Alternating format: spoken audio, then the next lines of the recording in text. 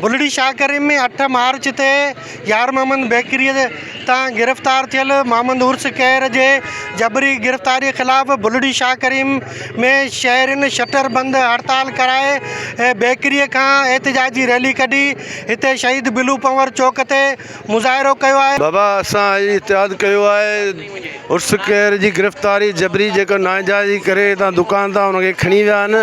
शहरी समाजी इतिहाद वारनि जे तरफ़ां सॼे शहर जे तरफ़ां असां इहो इतिहाद था करियूं त महिरबानी करे उनखे रिहा कयो वञे, जल्दी आज़ादु कयो वञे ऐं उनजी गुमशुदगी ज़ाहिर कई वञे। शहरी जे तरफ़ां जेको एहतजाज जो सॾु ॾिनो जबरी गिरफ़्तारी उर्स कैर जो जेको थियो आहे, तक़रीबन उनजे बेकरी मां उनखे गिरफ़्तार कयो आहे। उनखे जल्द खां जल्द उनजी गिरफ़्तारी ज़ाहिर कयो वञे, उनखे कोर्ट में पेश कयो वञे ऐं ॿिए सूरत में असां पंहिंजो एहतजाज जो दाइरो वधाईंदासीं।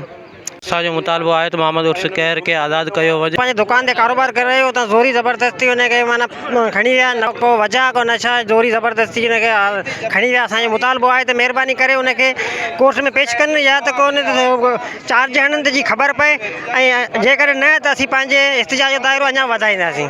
उर्स कैर जे लाइ जेको असां एहतियात कयो आहे, बुलड़ी शाह करीम सभिनी खे गॾु कयो आहे ऐं हिनखे महिरबानी करे आज़ादु कयो वञे। जेकॾहिं हू कसूरवार हुयो त हुनखे अदालत में पेश कयो वञे, न इन खां ॿिए वञे ॾाढ मुड़सई करे था वञनि। इहो न हुअणु खपे, इहो ज़ुल्म आहे, नाइंसाफ़ी आहे। इहो कंहिं कानून में कोन थो चवे त हुनखे जितां बीठो हुजे पर खणियो हलियो वञेसि। उनखे शनाख़्त करे बाबा असां फ़ौजी आहियूं, असां पुलिस वारा आहियूं, को बि आहियूं, शनाख़्त करण खां पोइ उनखे गिरफ़्तार कजे। हिते ॾाढ मुड़स आहे सिविल कपड़े में आया, हिते 10-12 असांजा हुया अमरा। जेकॾहिं इहे बि लठूं खणनि, न मथां फाटनि, न कंहिंजो नुक़सानु थी आहे, उनजो केरु जवाबदार आहे?